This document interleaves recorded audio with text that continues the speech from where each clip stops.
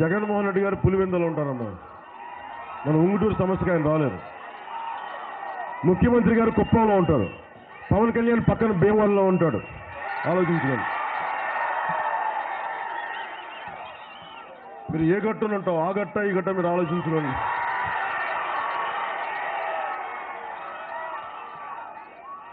మూడు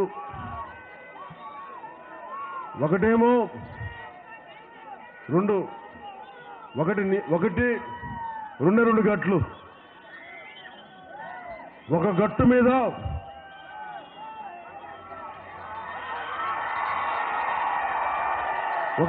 మీద భూ కబ్జాలు రౌడీ మోకలు చేశావు. రౌడీ మోకలు ఇంట్లో పినతండ్రి చనిపోతే, వివేకానంద రెడ్డి గారు చనిపోతే ఎవరు చేశారన్న పక్కన పెడదాం. వేలి ముద్రలు చెరిపేసి, రక్తం మరపలు చనిపేసి, గుండెపోటుతో చనిపోయారు అని ఒక సగం రోజంతో చెప్పి, తర్వాత గొడ్డలతో నరికేశారని చెప్పి ఇంకొక తర్వాత చెప్తే, అలాంటి కుటుంబం నుంచి వచ్చిన వ్యక్తులు ముఖ్యమంత్రి కావాలా?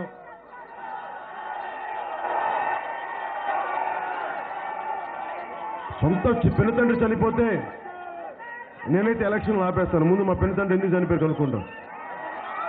భయం వేయాలి. అలాంటి వ్యక్తులు ముఖ్యమంత్రి కావాలనుకుంటున్నారు. ఆల్రెడీ కేసులు ఉన్నాయి ఆయన మీద. నేను కేసులు కోర్టు పరిధిలో ఉన్నాయి కాబట్టి కోర్టు నిర్ణయించాలి వారు దోషులా కాదా అనేది. ఆరోపణలు ఉన్నాయి, 1000 కోట్లు దోచేశారని చెప్పి జగన్మోహన్ రెడ్డి గారికి. వారి పినతండ్రిని అత్యంత దారుణంగా ఎవరో చంపేస్తే ఎలక్షన్ల స్వార్థం కోసం అది గుండెపోటని చెప్తే ఎట్లా? అది దారుణం కదా. నేను జగన్మోహన్ రెడ్డి గారిని ఒకటి అడగాలనుకుంటున్నా. మీరు హత్య చేశారు మేము అంటల్లా. ఎవరు చేశారో మీకెందుకు భయం? చేసి చేయనివ్వండి, పోలీసులు రానివ్వండి. చేసిన వాళ్ళు వెనక అసలు వేలు ముద్దలు చెడపడం ఏంటి? రక్త పరకలు చెడపడం ఏంటి? ఈ క్రిమినల్ రాజకీయాలేంటి? అలాంటి వ్యక్తులు ఉండి మనకి ముఖ్యమంత్రులు అవడం ఏంటి? ఇది చాలా భయం వేస్తుంది. యథా రాజా తథా ప్రజ అంటారు. రాజు ఎలా ఉంటాడో కింద పాలన ఎలా ఉంటుంది. సొంత పినతండ్రి చనిపోతే వేలు ముద్దలు, రక్త పరకలు చెరిపేసే ఆలోచన విధానం, అలాంటి చర్యలు ఉన్న వ్యక్తులు ఆయన చేశారని చెప్పట్లా. ఎవరో ఆయనకి సొంత పినతండ్రికి సంబంధించిన మనుషులు ఎవరు చేశారనుకుందాం. వాళ్ళని నిలదీయాల్సింది పోయి అసలు హత్య జరగలేదన్నట్టుగా చెప్తా ఉంటే అసలు ఆలోచన విధానం మంచిది కాదు. అలాంటి వ్యక్తులను చూసి ఇందాక నేను చెప్పినట్టుగా యథా రాజా తథా ప్రజ, రాజు ఎలా ఉంటాడో ప్రజలు ఎలా ఉంటారని. వాళ్ళ కుటుంబం ఒక్కటే చేస్తే సరిపోలేదు. అలా నేర ప్రవృత్తి ఉన్న కుటుంబాలు ప్రతి మన ఉంగుటూరులో కూడా వస్తే మంచిది కాదు. దానికి నేను ఒప్పుకోను. అది మనం అలాంటి ఎంకరేజ్ చేయొద్దు. నిజంగా మంచిది కాదు సమాజానికి. ఒక హత్య జరిగితే చాలా సర్వసాధారణంగా జరిగింది. మనుషులు ఎలా చచ్చిపోతారు కదా, వయసు చచ్చిపోతే ఏంటి, ముందు హత్య చేసి చచ్చిపోతే ఏంటి అని ఆలోచన ధోరణి ఉందంటే మన ప్రాణాలు ఎవరికి వాళ్ళు విలువ ఇవ్వట్లేదని అర్థం. నాకు అది ఇష్టం లేదు. ప్రాణానికి చాలా విలువ ఉంది. మన కళ్ళ ముందు ఇప్పుడు బిడ్డ సమస్యలు పడిపోయాడు. నేను అందుకే సభలకి రాను. చాలా జాగ్రత్తగా ప్లాన్ చేయమంటాను, మీకు నలగకూడదని.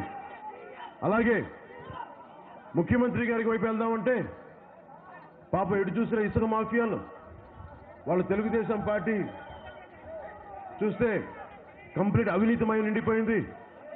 ముఖ్యమంత్రి గారికి వారి ఎమ్మెల్యేల మీద పట్టుపోయింది. అందుకని చెప్పి మీరు తెలుగుదేశం గట్టు ఒకటి, తెలుగుదేశం వైసీపీ కలిపి ఒక గట్టునున్నాయి, జనసేన బీఎస్పీ సిపిఐ సిపిఎం ఒక గట్టునున్నాయి. ఏ గట్టు అనేది మీరు నిర్ణయించుకోండి. ఏ గట్టు మీ బంగారు భవిష్యత్తుకు ఉంటుందో మీరు ఆలోచించుకోండి. నేను గుడ్డిగా నమ్మమని చెప్పట్లేదు. ఏదో నేను కూర్చోబెట్టి వీళ్ళని ప్రేరణ కల్పించి అనాలోచితంగా చేయమని చెప్పట్లేదు. మీరు ఆలోచించండి. అమ్మా నాన్నతో మాట్లాడండి, అక్క చెల్లెలతో మాట్లాడుకోండి, కుటుంబ సభ్యులందరితో మాట్లాడుకోండి, స్నేహితులతో మాట్లాడండి. ఒకసారి మీ భవిష్యత్తు గురించి ఆలోచించండి. నేను మీకు 25 సంవత్సరాల భవిష్యత్తు ఇవ్వడానికి వచ్చాను, కానీ నా భవిష్యత్తుని మీ భవిష్యత్తుని పణంగా పెట్టి నా భవిష్యత్తు నిర్మించుకోవడానికి రాలేదు. నా భవిష్యత్తుని పణంగా పెట్టి మీ భవిష్యత్తు నిర్మించడానికి వచ్చాను నేను ఇక్కడ. అలాగే జనసేన